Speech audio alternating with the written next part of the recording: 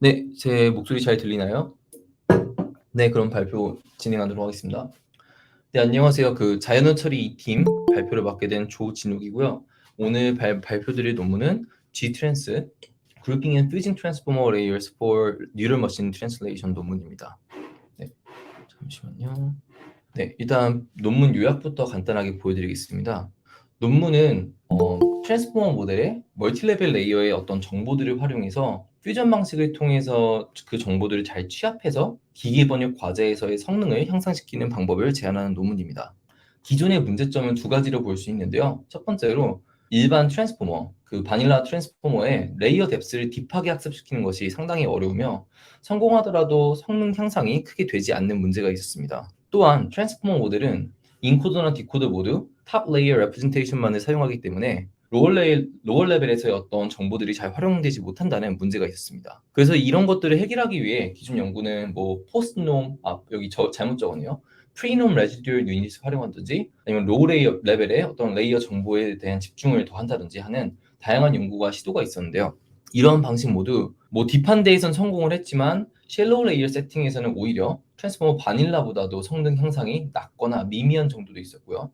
또 디코더의 어떤 멀티레이어 레프레젠테이션을 잘 활용하는 연구가 거의 없었습니다. 그래서 이 저자들은 전체 인코더 디코더 레이어를 그룹으로 나누어서 그룹마다의 어떤 가중치를 두어서 정보를 취합하는 인코더 퓨전, 디코더 퓨전 방식을 제안합니다. 방법론 자체는 사실 꽤나 간단한데요. 저자들이 이제 실험을 바이링걸, 멀티링걸 트랜슬레이션 세팅, 그리고 데이터셋 크기에 따라서 하이, 미디움, 로우 레벨의 리소스에서의 어떤 데이터 세팅, 그리고 모델의 크기에 따른 딥, 쉘로우 세팅 모두에서 실험 평가를 했고 기존 연구들보다 일관되게 뛰어난 성능을 보이는 것을 보였습니다. 또한 좀 자세한 어널리시스를 통해서 이런 멀티레벨 피처를 활용하는 것이 딥한 모델 그리고 롱걸 센텐스에서 어떤 키 역할을 하는 것을 보였으므로 그런 부분 때문에 이 논문을 소개하게 되었습니다. 네, 이제 배경에 대해 좀 설명드릴 건데요. 먼저 설명드릴 내용은 트랜스포머 모델의 레이어를 더 딥하게 하는 것입니다. 기계 번역 과제에서는 이제 트랜스포머 모델을 사용해서 많은 성능 향상이 있어 왔습니다. 아시다시피 트랜스포머 모델은 시퀀스 투 시퀀스 형식의 인코더 디코더 형식의 모델인데요. 이런 모델의 레이어 수를 더 키우는 것이 일반적으로 다양한 과제에서 성능 향상을 만들기는 합니다. 특히나 이 멀티링걸 트랜슬레이션, 예를 들어서 하나의 모델이 한영, 영프, 한국어에서 영어, 영국에서 프랑스어 이런 식으로 다양한 멀티링걸 트랜슬레이션을 가능하게 하기 위해선 이제 각 레이어마다 되게 풍부한 표현을 담아낼 수 있어야 되기 때문에 그 딥한 레이어가 중요한데요. 이 딥하게 만들수록 수렴하기가 어려워지며 성능이 오히려 로우 리소 세팅에서는 떨어지는 경우도 있습니다. 이러한 이 바닐라 트랜스포머를 딥하게 만들려면 또한 몇몇 연구에서는 훈련 자체가 이제 그레디언트 베니싱 또는 익스플로링 때문에 안 되는 경우도 있다고 보고하고 있습니다. 기존 연구는 이제 이런 또 다른 해결책도 제시했었는데요. 트랜스포머 바닐라는 레이어 노멀라이제이션을 뒤에서 수행하는 포스트 노멀 방식이라고 보통 얘기하는데요. 기존 연구에서 이런 레이어 노멀라이제이션을 뒤에서 하는 방식이 좀 문제가 있다고 이제 주장을 하고 프리 노멀 방식으로 딥하게 트랜스포머를 학습하는 데 성공하기도 했습니다. 이 그림은 이전 연구에서 가져온 자료인데요.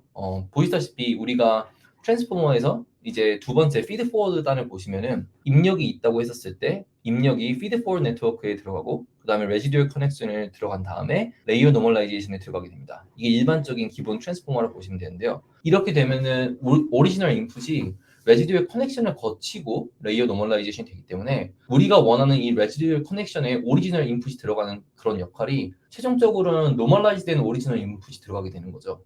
근데 프리 놈을 보시면은 이제 인풋에 대해서 먼저 레이어 놈을 하고 피드 포워드를 하고 레지듀얼 커넥션을 수행하기 때문에 우리가 레지듀얼 커넥션에서 기대하는 것은 오리지널 인풋의 어떤 디스트리뷰션을 망가뜨리지 않도록 하는 것을 원하는데 보시다시피 노멀라이제이션이 수행되지 않은 오리지널 인풋이 레지듀얼 커넥션을 통해서 들어가기 때문에 좀 더 로버스트한 학습이 가능하다고 이제 얘기를 하는 거죠. 실제로 다양한 연구들에서 그러한 이제 성능 향상 또는 어떤 안정적인 컨버전스에 대해서 얘기를 했고 그래서 이 머신 트랜슬레이션에서도 그렇게 어떤 프리놈을 통해서 딥한 트랜스포머를 학습시키는 데 성공한 사례가 있었습니다. 네. 그러나 이런 프리놈 방식은 이제 딥한 세팅에서는 학습에 성공하지만 쉘로우 세팅에서는 오히려 포스트놈, 바닐라 트랜스포머보다 성능이 낮습니다. 즉 이제 포스트놈 방식은 딥하게 모델을 훈련하는 것을 실패한다는 것이고, 프리놈 방식은 딥하게 가능하긴 하지만 쉘로우 기준으로는 포스트놈보다 성능이 오히려 낮은 거죠. 그래서 저자들은 포스트놈 방식을 딥하게 만드는 방법은 없을까에 대해 얘기합니다.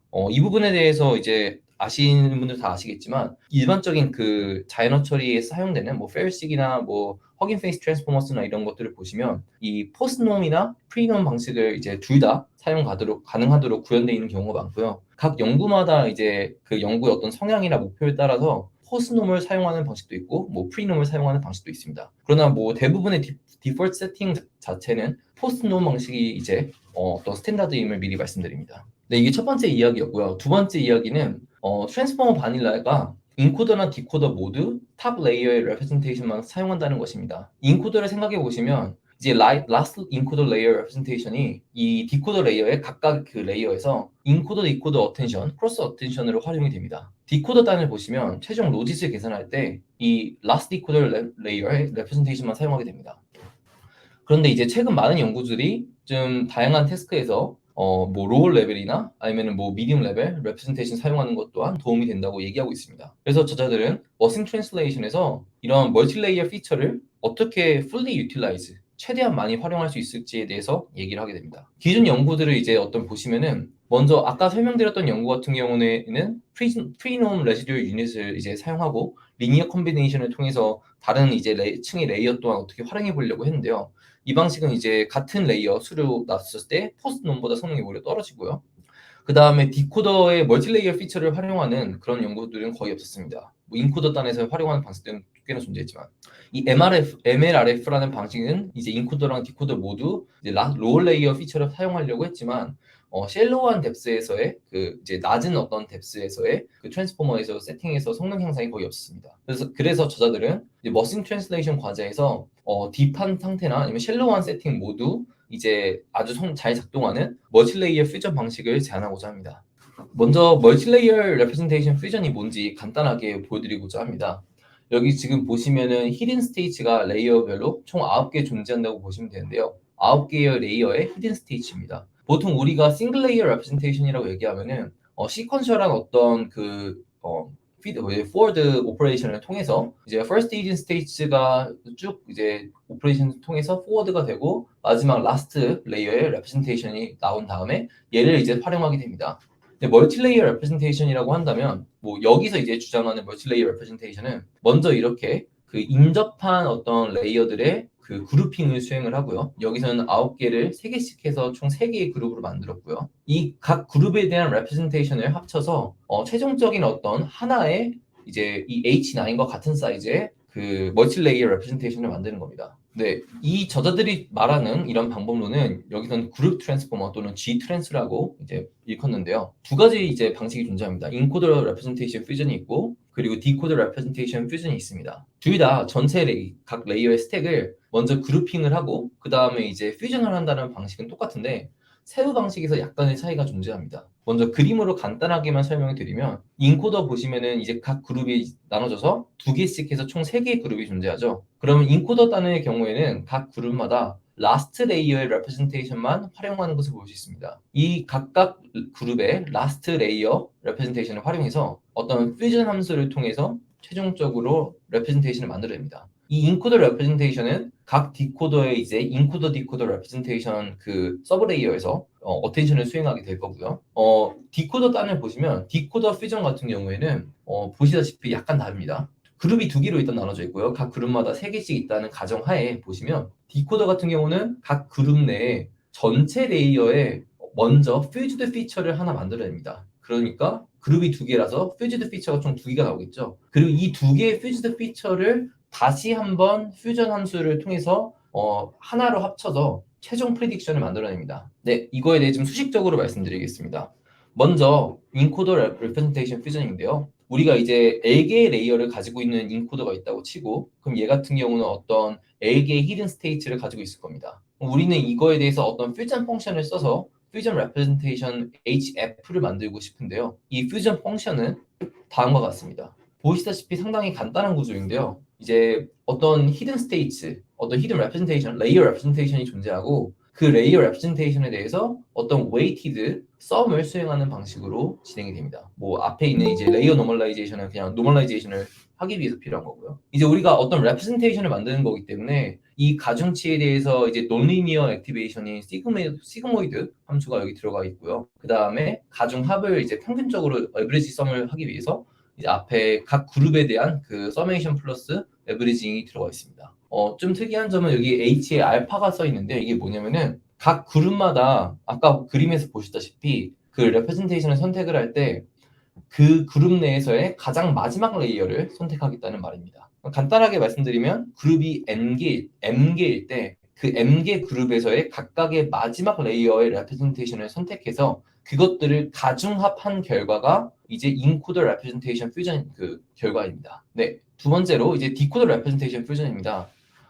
각 디코더 레이어는 인코더 디코더 어스텐션을 이제 수행을 하는데 거기서 이제 아까 전에 만들었던 퓨즈드 인코더 레프레젠테이션을 가지고 인코더 디코더 어텐션을 수행합니다. 디코더 또한 각 레이어마다 히든 스테이트가 존재할 거고요. 디코더는 일단 인코더랑 다르게 각 그룹마다 어떤 퓨즈드 레프레젠테이션을 구합니다. 이 구하는 방식은 아까랑 거의 똑같고요. 그 그룹 안에서 각각의 레이어에 나오는 레프레젠테이션을 가지고 가중합을 구해서 각 그룹마다의 레프레젠테이션을 만들어냅니다. 그게 HKDF고요. 그럼 이걸 가지고 이제 최종적인 probability를 구해야 되는데 이 probability를 구하기 위해서 아까 전에 만들었던 이 각각의 로짓이 있죠. 우리가 만드는 히든 스테이츠가 그룹별로 있죠. 이 각 그룹마다 먼저 로짓을 만들어서 소프트맥스를 취해야겠죠. 소프트맥스를 취해서 각 그룹마다의 아웃풋을 확률로 만들어냅니다. 그리고 그 확률마다의 가중합을 이제 마지막으로 한 번 더 진행을 해서 각 그룹마다의 그 확률을 뭐 앙상블하는 형식이랑 비슷한 거죠. 가중합 웨이티드 썸을 통해서 최종 확률을 구해냅니다. 여기서 이 프사이 같은 경우에는 확률로 만들기 위해서 어떤 노멀라이즈하는 스칼라 값이라고 보시면 될 것 같습니다. 네, 최종적으로 이렇게 해서 이제 로스 펑션을 만들어내게 되는데요. 일반적인 훈련 방식이랑 거의 똑같지만 이제 각 그룹마다 파라메트라이즈된 어떤 로스 웨이트 아까 보여드렸던 이 프사이 W가 존재해서 그래서 각 그룹마다의 그레디언트 프로파게이션이 일어나게 됩니다. 이거에 대해서 이제 그 저자들이 공개한 훈련 코드를 보시면 먼저 디코더는 이제 그 두 가지 퓨전이 있다고 말씀드렸죠. 첫 번째 같은 경우에는 이제 디코더 퓨전 웨이트이 존재하는데 얘 같은 경우는 각 그룹마다 각 그룹의 레이어들의 그 퓨전 레프레젠테이션을 구하는 거고요. 그래서 보시다시피 시그모이드 함수를 통해서 각 웨이트를 이제 액티베이션을 만들어냅니다. 잠시만요. 네, 그렇게 해서 x를 구해내고요. 그 다음 마지막으로 이제 로스 웨이트라고 존재하는 게 여기 나오는 이 psi인데요. 이 psi가 이제 소프트맥스 아까 전에 보여드렸던 이런 노멀라이제이션을 통해서 이렇게 소프트맥스를 취해서 어떤 스칼라 값으로 나오게 되고요. 그걸 통해서 각각에 나왔던 그 각 그룹마다 나왔던 확률 값에 대해 웨이티드 썸을 취해주면은 최종적인 어떤 그 probability가 나오게 되는 거죠. 네. 방법은 간단하게 정리하고 질문 받도록 하겠습니다. 이제 인코더 레프레젠테이션 퓨전 같은 경우는 원래 바닐라는 인코더에서 라스트 레이어만 사용한다면 인코더 레프레젠테이션 퓨전 같은 경우는 각 그룹마다의 마지막을 사용한다고 보시면 될 것 같습니다. 이 각 그룹마다 얼마나 이 정보를 활용할지는 가중치가 이제 웨이티드 그 매트릭스로 되어 있어서 훈련을 하면서 업데이트됩니다. 디코더도 거의 똑같은데요. 디코더도 바닐라는 라스트 디코더 레이어만 사용했지만 여기서는 각 디코더 그룹에서 나온 정보를 잘 취합해서 만들어집니다. 아까 인코더랑 다른 점이 뭐였냐면 인코더는 라스트 그룹의 레이어만 사용한다면 여기서는 각 그룹마다 먼저 모든 레이어의 정보를 다 취합한 다음에 각 그룹마다 나온 그 로짓, probability를 weighted sum을 통해서 최종 probability를 구한다는 차이점이 있습니다. 네, 여기까지가 일단 방법론까지였고요. 지금까지 질문 있으면 받도록 하겠습니다. 네, 사실 방법론 자체는 보시다시피 그냥 거의 웨이티드 썸만이 들어가 있어서 상당히 쉬운 편에 속했는데요. 제가 봤을 때는 여기서 이러한 간단한 방식으로도 정말 다양한 그리고 생각보다 되게 자세하게 분석한 이 결과에서 모든 기존 방식보다 더 좋은 성능을 보였다는 게 되게 중요한 의미를 가진다고 보거든요. 그래서 실험 세팅을 좀 자세하게 말씀드리겠습니다. 먼저 데이터셋 같은 경우는 두 가지 세팅으로 만들었는데요. 첫 번째가 바이링구얼 세팅이고 두 번째가 멀티링구얼 세팅입니다. 바이링구얼 같은 경우는 모르는 분들을 위해서 말씀드리면 어떤 랭귀지 페어가 존재하고 그 랭귀지 페어 간의 번역만 집중하는 경우입니다. 이제 뭐 여기 IWSLT14라는 걸 보시면 이제 German to English, ADC를 보시면 Chinese to English, 뭐 WNT14를 보시면 이제 English to German 이런 식인 거죠. 뭐 이제 보통 싱글 디렉션이 아니라 이제 뭐 두 가지 디렉션을 둘 다 수행하는 경우도 있지만 여기서는 이제 싱글 디렉션으로 수행했다 보시면 될 것 같습니다. 그리고 데이터셋의 크기 또한 상당히 차이가 많이 나는 것을 볼 수 있는데요. 이렇게 좀 다양한 리소스 세팅에서의 실험을 모두 진행해 봤다고 보시면 될 것 같습니다. 이제 멀티링구얼 세팅 같은 경우는 이제 다양한 그 멀티링구얼의 어떤 하나의 모델을 가지고 멀티링구얼하게 그 기계 번역이 가능한지를 보는 테스트라고 보시면 될 것 같고요. 그래서 이제 IWSLT17 같은 경우는 이런 5개의 언어쌍, 그리고 오퍼스 같은 경우는 94개의 정말 많은 언어쌍을 사용했습니다. 네, 비교 모델은 이전에 이제 기존의 연구들과 그리고 이제 프리놈 레지듀얼 방식과 포스트놈 레지듀얼 방식을 비교를 했고요. 근데 좀 아쉬운 점은 좀 최근 연구가 좀 부족하다는 점입니다. 뭐 연구가 요즘에 최근에 진행이 안 돼서일 수도 있겠지만 여기서 나왔던 연구들의 가장 최신 버전이 2020년 말에 나왔던 논문이라서 그래서 좀 그런 부분은 좀 아쉬웠습니다. 또 뭐 그래도 좀 괜찮았던 점은 이제 각 데이터마다 그 아까 말씀드렸다시피 딥한 세팅 또는 쉘로우한 세팅 모두 이제 실험을 진행해 보았다는 점인데요. 여기 지금 ADC, 중국어, 영어 같은 경우에는 보시다시피 어떤 세팅을 이제 각각 다르게 하는 거 보실 수 있습니다. 여기 6-6, 뭐 12-12, 12-6 이런 식으로 써 있는 게 있는데요. 이게 무엇을 말하냐면은 인코더와 디코더의 레이어 수를 말합니다. 그래서 첫 번째 같은 경우는 뭐 6개의 인코더 레이어, 6개의 디코더 레이어. 그 다음에는 12개의 인코더 레이어, 12개의 디코더 레이어. 뭐 여기는 12개의 인코더 레이어, 12개의 6개의 디코더 레이어 이런 식으로 진행됐습니다. 네, 뭐 여기 보시면 트랜스포머 베이스, 스몰, 빅 이런 게 있는데요. 이거는 이제 나머지 하이퍼 파라미터 세팅이 이런 것들을 따랐다라고 보시면 될 것 같습니다. 다양한 세팅에서 좀 실험을 진행한 것을 볼 수 있습니다. 네, 실험 결과를 간단하게 좀 말씀드리겠습니다. 지금 테이블 1, 2, 3가 존재하는데요. 이 세 가지는 아까 말씀드렸던 바이링구얼 세팅에서의 결과들을 보여주고 있고요. 모두 블루 스코어를 기준으로 진행하고 있습니다. 블루 스코어를만 가지고 진행을 했지만 여기서 이제 통계적으로 유의한지 또한 다 p-value 값을 확인했다고 하고요. 지금 보시면 테스트셋 또한 다양하게 존재하는데 모든 테스트셋에서 지금 보시다시피 기존 연구들보다 일관되게 1점 이상의 블루 스코어가 높은 것을 볼 수 있습니다. 그리고 테이블 2를 보시면은 테이블 2가 6x6인데요. 6x6. 6x6이라고 말하는 거는 인코더가 이제 6개, 디코더가 레이어 6개라는 겁니다. 6x6의 경우에 이제 DN이나 아니면 ND에서 둘 다 그 영독 또는 독 0에서 둘 다 성능이 이제 1점 이상 성능이 좋은 것을 볼 수 있고요. 이제 12개 by 12개, 12 by 12에서는 더 딥한 세팅이죠. 여기서 또한 일관되게 성능의 향상을 가져온 것을 볼 수 있었습니다. 바이링구얼 세팅에서 모두 일관되게 여러 언어상에서 좋은 성능을 보였고요. 이제 멀티링구얼 세팅인데요. 멀티링구얼 세팅은 아까 말씀드렸다시피 좀 다양한 언어에 대한 이해가 필요하기 때문에 어떤 딥한 세팅에서 좀 풍부한 정보를 잘 담아내야 된다는 특징이 있습니다. 그래서 지금 이제 먼저 6x6을 보시면 6x6 세팅에서 이 5개의 멀티링구얼 트랜슬레이션 세팅을 보시면 기존의 모델들보다 최소한 2점 정도 이상, 거의 모든 모델들보다 2점 정도 이상의 그 블루스코어 향상이 있음을 보였습니다. 그리고 이 5개의 언어쌍이 아니라 오퍼스백 테스트에서 94개의 언어쌍에 대해서 이제 평가를 진행을 했는데요. 이 평가 셋은 지금 너무 많은 언어쌍이 있기 때문에 이거를 이제 하이 리소스, 미디움 리소스, 로우 리소스 이렇게 세 가지로 나누어서 평가를 진행했습니다. 이제 G트랜스에서 여기서 이 모델 세팅 같은 경우는 XML-R의 세팅 그 하이퍼 파라미터를 죄송합니다. 일반 파라미터 웨이트를 이제 이니셜라이즈 세팅으로 잡아서 그걸 초기화 값으로 잡아서 이제 학습을 진행을 했고요. 이렇게 했었을 때 이 XML-R 또한 여러분들 아시다시피 좋은 성능이 상당히 컴페티티브한 모델인데 이 모델보다도 더 좋은 성능을 일관되게 보이는 것을 볼 수 있었고요. 그 다음에 이제 previous best 시스템, 이제 멀티링구얼 세팅에서 다른 이제 시스템을 보시면은 그 시스템보다는 훨씬 더 좋은 어떤 일관된 성능 향상을 보였습니다. 또한 이제 로우 리소스 세팅, 로우 28을 보시면 하이 세팅보다 이제 리소스가 더 적어질수록 블루 스코어 향상의 폭이 더 큰 것을 볼 수 있습니다. 그래서 로우 리소스에서도 좀 이렇게 어려운 학습하기가 좀 어려운 하이 레벨 피처들을 잘 뽑아내는 것을 볼 수 있습니다. 네, 그래서 실험 결과를 간단하게 이제 정리하면은 바이링구얼과 멀티링구얼 세팅에서 모두 잘 했다고 볼 수 있을 것 같고요. 특히 이제 로우 리소스 세팅, 멀티링구얼 세팅에서도 상당히 성능이 잘 나오는 것을 볼 수 있었습니다. 네, 이거 외에도 실험을 추가적으로 상당히 많이 분석을 했는데요. 이제 시간이 많지 않기 때문에 간단하게 쭉쭉 설명드리겠습니다. 이 실험 같은 경우는 뭐냐면은 각 이제 인코더 또는 디코더에서 그 성능 향상을 확인하기 위해서 한쪽의 레이어 수를 고정을 시킨 상태에서 나머지 한쪽의 레이어 수를 증가시켰을 때 성능 향상의 폭이 얼마나 달라지는지를 본 겁니다. 지금 이제 첫 번째랑 두 번째 이렇게 나와 있는데 이게 지금 데이터 세팅이 다르다고 보시면 되고요. 이제 IWSLT14 같은 경우는 상당히 데이터의 수가 작습니다. 뭐 12만 개 이 정도밖에 데이터가 안 될 거예요. 그리고 이제 WMT 같은 경우는 한 400만 개 정도 데이터가 있어서 그래도 학습해서 어느 정도의 성능은 나오는 정도라고 볼 수 있을 것 같은데요. 이 두 세팅, 로우 리소스 세팅과 미디엄 리소스 세팅 모두 다 이제 인코더를 그 수를 올리든 아니면 디코더 수를 올리든 간에 성능 향상이 일관되게 있었고, 그리고 미디엄 리소스 세팅에서 보시면은 레이어 수를 늘릴수록 이제 로우 리소스 세팅보다는 훨씬 더 성능 향상의 폭이 컸습니다.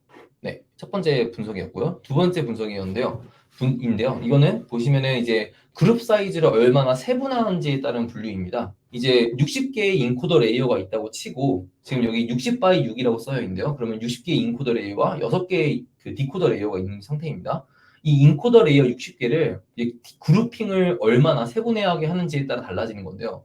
여기 1이라고 되어 있는 거는 생각해 보시면은 이제 하나의 그룹에 60개의 레이어가 다 있는 거니까 우리가 말씀드렸다시피 인코더 레이어 퓨전은 라스트 그룹 레이어만 사용하므로 이 1의 세팅 같은 경우는 트랜스포머 바닐라 세팅과 똑같습니다. 즉 인코더가 60개인 아주 딥한 그냥 트랜스포머 바닐라인 거죠. 60개 같은 경우는 보시면 각 그룹별로 하나의 인코더 레이어를 가지고 있는 거라 생각하시면 되겠습니다. 보시면 이제 인코더 그룹을 한 개로 했었을 때 트랜스포머 바닐라 세팅으로 인코더를 아주 딥하게 쌓았을 때는 학습이 실패하는 것을 볼 수 있습니다. 최소한 4개의 그룹, 즉 그룹 하나당 15개 레이어 정도로 그룹 퓨전을 진행해야 학습이 성공을 했고요. 그리고 오히려 너무 세분화해서 많은 그룹핑을 해버리면은 성능 향상이 성능에 살짝 하락함을 보일 수 있습니다. 이제 이거에 대해서 저자들은 이제 로우 레벨 피처를 너무 쓸데없이 많이 보기 때문에 그런 거라고 분석했습니다. 디코더도 비슷한 방식으로 진행을 했는데요. 인코더는 아까 말씀드렸다시피 그룹에서의 마지막 레이어만을 사용하지만 디코더는 그룹에 있는 모든 레이어를 사용하기 때문에 뭐 그런 어떤 뭐 그 인코더처럼 어떤 그룹에 따른 그런 큰 문제는 없습니다. 그래서 전반적인 성능의 그 폭을 보시면 12 by 12 세팅에서 디코더의 그냥 그룹 수를 늘릴수록 성능의 어떤 향상 폭이 이제 있음을 볼 수 있었습니다. 그래서 보시다시피 이제 1일 때, 즉 트랜스포머 바닐라 세팅일 때보다 12일 때 블루 스코어가 1.2 정도로 상당히 많이 차이 나는 것을 볼 수 있습니다. 네, 이제 중요한 거 세 번째인데요. 그 트랜스포머 세팅에서 테스트셋의 문장을 길이별로 나눠서 점수를 평가해 보았습니다. 트랜스포머 바닐라와 그리고 G 트랜스를 비교해 보았을 때 이제 테스트셋에서 뭐 20개, 20개, 40개, 40개, 60개 이런 식으로 랭스 바이로 나눠 봤을 때 바닐라와 G 트랜스의 성능의 차이가 랭스가 길어질수록 더 심해지는 것을 확인했습니다. 성능 차이가 최대 1.4 정도로 블루스코어 1.4 정도면 어느 정도 유의미한 성능의 차이를 보임을 알 수 있습니다. 그럼으로써 이제 롱거 센텐스 같은 경우는 데이터의 어떤 디스트리뷰션 자체가 되게 불안정하고 알기가 어려운데 이런 경우에 이런 그룹 퓨저닝 방식이 더 좋은 성능 향상을 가져다 줄 수 있음을 보였다고 봅니다. 네, 이제 여기까지는 제가 그 시각화 도표를 다 가지고 와서 보여드렸는데요. 이거 외에 분석이 너무 많아서 나머지는 그냥 제가 이렇게 간단하게 정리만 해서 가져왔습니다. 추가적으로 분석한 결과들을 보시면 이제 먼저 잠깐만요. 여기까지 하고 먼저 일단 발표 그 질문 있으면 먼저 받겠습니다. 질문 있으신가요? 네, 그럼 마지막으로 쭉 진행하겠습니다.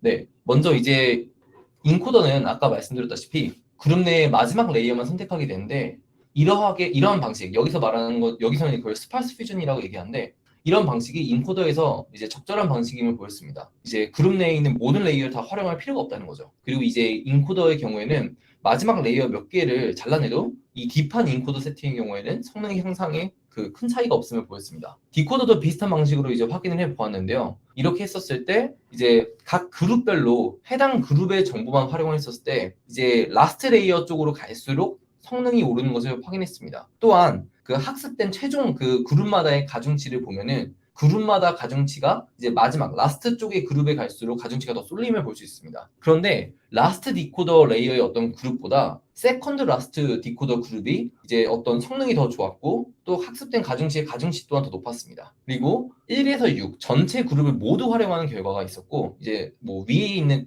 그 그룹들 라스트 쪽 그룹들만 활용하는 결과가 있었는데 그 결과의 성능의 차이가 0.1에서 0.4 정도로 크게 차이가 나지 않았습니다. 즉 인코더 디코더의 경우에는 만약에 우리가 추론해서 속도가 좀 중요할 때는 이 로우 레벨을 활용 안 해도 이제 어느 정도 성능이 보장될 수 있다는 것을 여기서 주장하고 있습니다.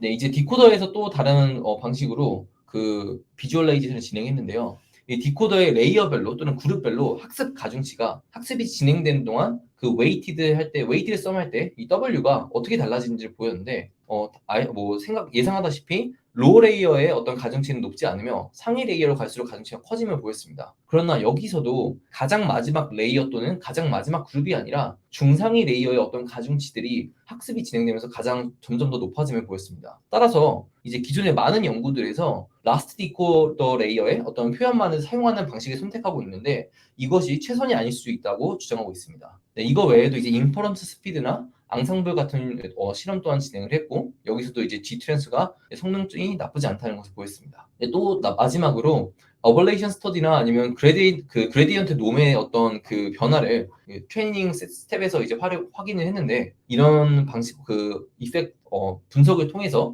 이제 G트랜스의 어떤 다양한 방법의 그 적절함을 보였다고 보시면 될 것 같습니다. 네, 이런 자세한 내용은 이제 궁금하신 분들은 논문을 추가로 확인해 주시면 될 것 같고요.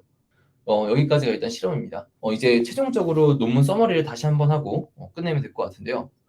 이 논문은 트랜스포머의 모델에 이제 하이 레벨 또는 로우 레벨 레이어, 즉 멀티 레벨 레이어들의 그 레프레젠테이션을 최대한 잘 활용할 수 있는 방법을 제안했다고 보시면 될 것 같습니다. 그래서 이런 방식을 사용하려 하는 이유가 첫 번째로 트랜스포머의 어떤 레이어 뎁스를 키우기 위해서 멀티링구얼 세팅 같은 그런 그 어려운 세팅에서 이제 딥한 레이어를 학습시키기 위해서 이런 G 트랜스를 제안했다고 볼 수 있고요. 두 번째로 이제 로우 레벨의 레이어의 레프레젠테이션을 잘 활용하기 위해서 그럼으로써 성능 향상을 가져오기 위해서 이제 이런 방식을 제안했다고 보시면 될 것 같습니다. 방법론 자체는 그냥 인코더, 디코더 이제 퓨전 방식 각각 존재했고 그 약간의 차이가 존재했지만 결과적으로 그냥 웨이티드 썸이라고 보시면 될 것 같고요. 이런 간단한 방법만으로도 이렇게 다양한 세팅 그리고 다양한 리소스, 다양한 뭐 이런 딥하고 샬로우한 방식에서 모두 기존 연구보다 일관되게 좀 좋은 성능을 보였다는 면에서 이 논문이 지금 가치가 있다고 생각합니다. 네, 여기까지 논문 발표였고요. 질문 있으면 받도록 하겠습니다. 감사합니다.